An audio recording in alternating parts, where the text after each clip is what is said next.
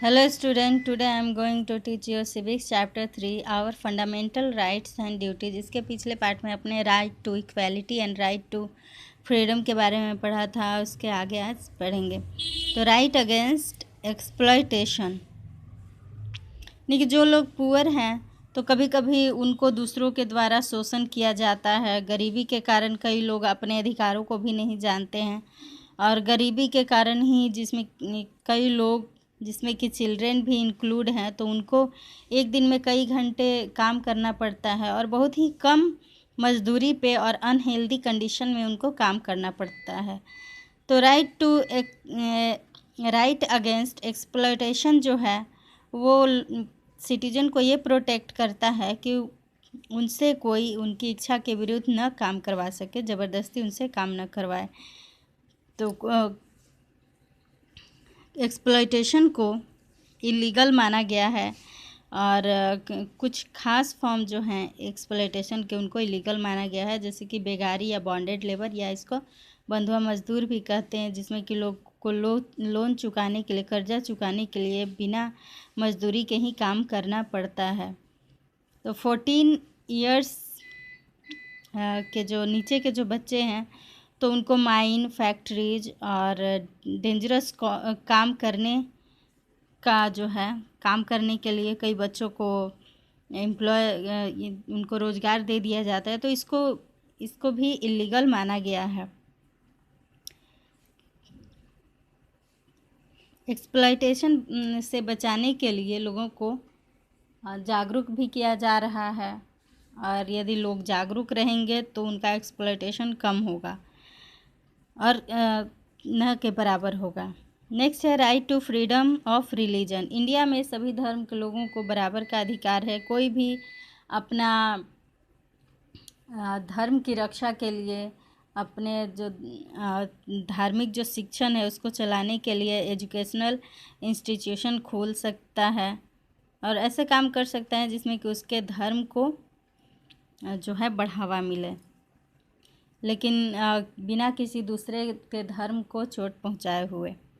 तो नेक्स्ट है cultural and educational right. तो इंडिया में कई सारे कल्चरल ग्रुप जो हैं उनको फ्रीडम मिला हुआ है, उनको ये फ्रीडम मिला हुआ है कि वो अपने आप को संरक्षण कर सकते हैं, अपने लैंग्वेज और ट्रेडिशन को वो प्रमोट कर सकते हैं और हर कल्चरल ग्रुप जो है उसको अपना एजुकेशनल इंस्टीट्यूशन सेटअप करने और मेंटेन करने का अधिकार है। इंडिया में कई कल्चरल ग्रुप्स को प्रमोट किया जाता है, उनके कल्चरल एक्टिविटीज़ को प्रमोट किया जाता है और गवर्नमेंट जो है उनके लिए फंड भी जो है वो देती है। नेक्स्ट है राइट टू कॉन्स्टिट्यूशनल रिमेडीज। जो फंडामेंटल राइट जो है वो जस्टिकेबल है, यानी कि जो फंडामेंटल राइट्स है वो न्यायिक है। कुछ भी गलत होता है कहीं भी तो आप कोर्ट में जा सकते हैं और कोर्ट में उसके विरुद्ध आप याचिका दायर कर सकते हैं और अपील कर सकते हैं और कोर्ट जो है इसके लिए कि आपके साथ जो भी गलत हो रहा है, यानी कि आपके जो फंडामेंटल राइट्स हैं वो छीने जा रहे हैं, तो उसके खिलाफ गवर्नमेंट जो है गवर्नमेंट नहीं, कोर्ट जो है वो गवर्नमेंट को या फिर जो भी ऑर्गेनाइजेशन ऐसा काम करती है तो उसके खिलाफ वो लिख सकती है, उन्हें दंड दे सकती है। नेक्स्ट है राइट टू प्राइमरी एजुकेशन। 6 से 14 इयर्स तक के बच्चों को फ्री प्राइमरी एजुकेशन दिया गया है और ये कंपलसरी किया गया है। वो गवर्नमेंट के किसी भी स्कूल में जो है फ्री एजुकेशन प्राप्त कर सकते हैं 6 से 14 इयर्स तक के बच्चे। नेक्स्ट टॉपिक है सेक्युलरिज्म एंड फंडामेंटल राइट्स, यानी धर्मनिरपेक्षता और हमारा जो मौलिक अधिकार। तो जो राइट टू फ्रीडम है, रिलीजन का जो राइट टू फ्रीडम है कि लोग जो है हर अपने अपने धर्म को आराम से वो मान सकते हैं, तो ये हर व्यक्ति को स्पेशली ये ट्रीट करता है और स्पेशल उन्हें एक फ्रीडम देता है कि वो अपने रिलीजन को अपनी चॉइस से फॉलो कर सकते हैं, जिस धर्म को मानना है वो मान सकते हैं। चूँकि इंडिया एक सेकुलर कंट्री है, धर्मनिरपेक्ष कंट्री है, और यहाँ पे रिलीजन के कारण चॉइस ऑफ रिलीजन जो है वो सिटीजन के राइट को अफेक्ट नहीं करता है, प्रभावित नहीं करता है।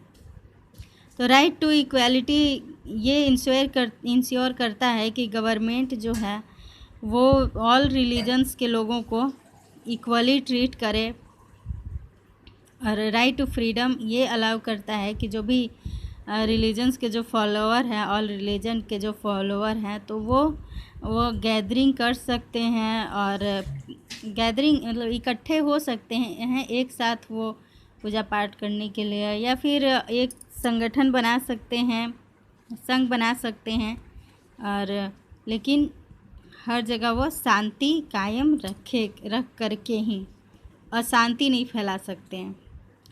तो फॉलोअर जो हैं, सारे धर्म के जो फॉलोअर हैं, उनका अपना कल्चरल और एजुकेशनल राइट होता है। इस तरह से फंडामेंटल राइट ये इंश्योर करता है कि जो हमारे इंडिया में, हमारे देश में सेक्युलरिज्म जो है वो यानी कि धर्मनिरपेक्षता का जो आदर्श है वो स्थापित हो। Can a law give right in effect, यानी कि कोई जो लॉ, कोई कानून जो है, कोई नियम जो है वो राइट को वो प्रभावित कर सकता है, राइट को वो इफ़ेक्ट में ला सकता है। तो पासिंग ऑफ लॉ अलोन, यानी कि एक अकेला जो व्यक्ति है वो लॉ को पास नहीं कर सकता है।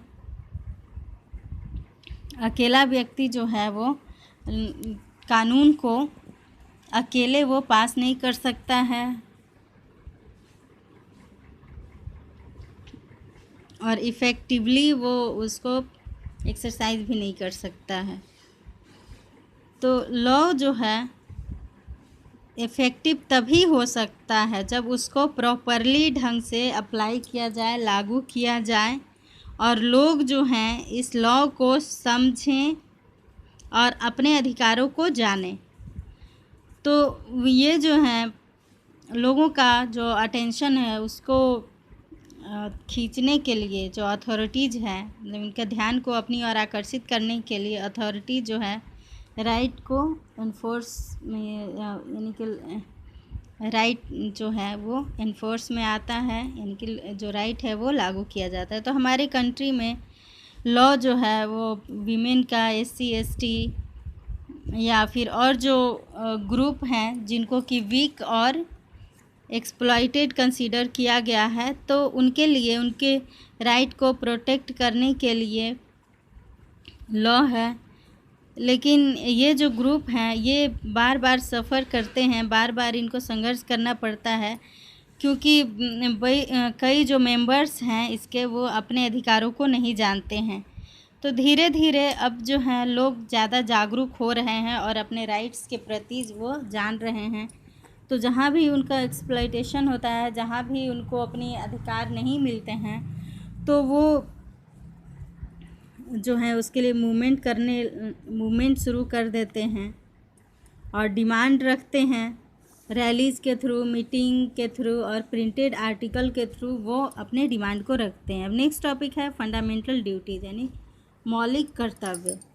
तो जब सिटीजन को राइट दिया जाता है तो ये उनका ड्यूटी हो जाता है, ये उनका कर्तव्य हो जाता है कि वो अपने अधिकारों को रिस्पॉन्सिबिलिटी से निभाएं, यानी कि अब जिम्मेदारी पूर्वक अपने अधिकारों को निभाएं। एग्जाम्पल के लिए सिटीजन हैव राइट, लोगों को ये राइट है कि वो गवर्नमेंट को क्रिटिसाइज करें। यदि गवर्नमेंट जो है उनको इलेक्ट्रिसिटी, वाटर, क्लीन रोड, इन सब में अगर फेल हो जाती है, उनको इलेक्ट्रिसिटी नहीं दे पाती है, क्लीन वाटर नहीं दे पाती है, क्लीन रोड नहीं दे पाती है, तो इसके लिए वो क्रिटिसाइज कर सकते हैं। लेकिन ये भी ड्यूटी है सिटीजन का कि वो इलेक्ट्रिसिटी को वेस्ट ना करें, वाटर को वेस्ट ना करें, और सड़क पर जहाँ तहाँ कचरा ना फेंके, गार्बेज को ना फेंके जैसे तैसे। अधिकांशतः लोग जो है ये करते हैं कि अपने घर का कचरा जो है बाहर रोड पे फेंक देते हैं या दूसरे के घरों में भी फेंक देते हैं, तो ऐसा ना करें। तो इंडियन कॉन्स्टिट्यूशन जो है ये लोगों को अधिकार देता है, और सिर्फ उनको अधिकार ही नहीं देता है बल्कि उनको जो है उन अधिकारों को जिम्मेदारी पूर्वक निभाने के लिए जो है वो फंडामेंटल ड्यूटीज बनाए हुए हैं।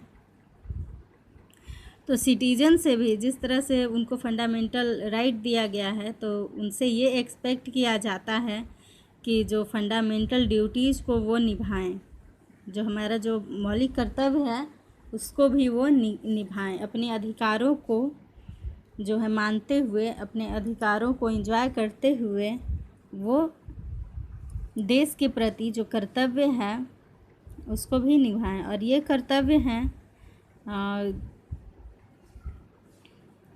कि अपने जो आइडल्स जो हैं, जो हमारे जो आदर्श हैं, आदर्श जो हैं इंस्टीट्यूशन, हमारा जो नेशनल फ्लैग है, नेशनल एंथम है, तो उसका हम रेस्पेक्ट करें।